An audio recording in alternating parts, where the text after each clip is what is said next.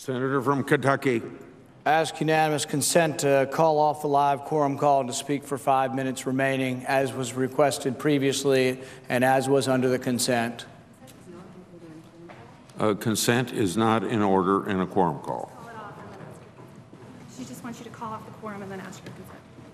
Mr. President, I ask consent to call off the quorum call. Is there objection?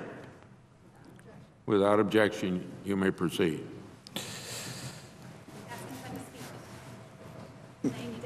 Mr. President, I ask consent to speak for 5 minutes, the 5 minutes that was remaining on the opposition side. Is there objection? None heard. Senator from Kentucky can proceed. Let us be very clear why we're here this evening. We are here this evening because this is an important debate. This is a debate over the Bill of Rights. This is a debate over the Fourth Amendment. This is a debate over your right to be left alone.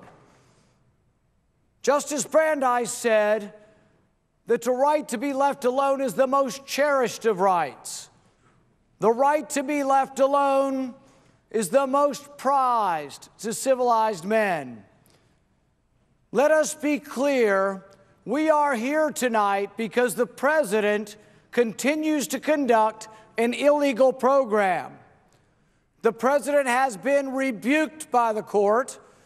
The President has been told in explicit terms, the President has been told that the program he is conducting is illegal.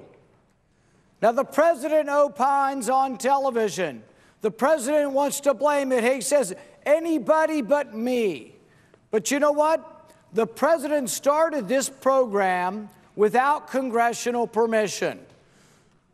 Even the authors of the Patriot Act say that the Patriot Act in no way gives authority to the President to collect all of your phone records all of the time. If there ever was a general warrant, if there ever was a generalized collection of information from people to which there is no suspicion, this is it. We are not collecting the information of spies. We are not collecting the information of terrorists. We are collecting all American citizens' records all of the time. This is what we fought the revolution over. Are we going to so blithely give up our freedom? Are we going to so blithely go along and just say, take it? Well, I'm not going to take it anymore. I don't think the American people are going to take it anymore. 80% of those under 40 say we've gone too far, that this whole collection of all of our records all the time is too much. The court has said, how can records be relevant to an investigation that hasn't started? The court has said that even under these lower standards, even under these standards of saying that it would be relevant, that all of the stuff they are collecting is precisely irrelevant. Now people say, well, they're not looking at it. They're not listening to it. It's the tip of the iceberg what we're talking about here. And realize that they were dishonest about the program until we caught them. They kept saying over and over again, we're not doing this. We're not collecting your records. And they were. The head of the intelligence agency lied to the American people, and he still works here. We should be upset. We should be marching in the streets and saying, he's got to go. We can't allow this. We can't allow the rule of law to be so trod upon that we live in an arbitrary governmental world where they collect anything they want, anytime they want. This is the tip of the iceberg. They're collecting records through executive order. They're collecting records through Section 702. People say, how will we protect ourselves without these programs? What about using the Constitution? What about using judicial warrants? The Sonarif boy, the Boston bomber, they say, how will we look at his phone records? Get a warrant. Put his name on it. You can get a warrant. There's no reason in the world. The guy had already bombed us. You think anybody was going to turn down a warrant? We should have gotten a warrant before. Get warrants on people we have suspicion on. The Simpson guy that was shot in Garland, He had already been arrested. We had suspicion. Let's hire 1,000 more FBI agents. Let's hire people to do the investigation and quit wasting time on innocent American people. Let's be very clear while we're here.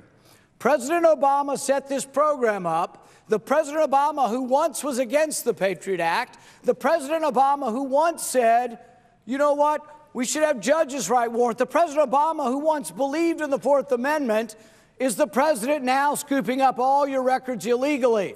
And then he feigns concern and says, oh, we need to pass this new bill. He could stop it now. Why won't someone ask the president, why do you continue? Why won't you stop this program now? The president has every ability to do it. We have every ability to keep our nation safe, and I intend on protecting the Constitution. Time has expired. Under previous order, the Senate stands in recess, subject to the call of the chair.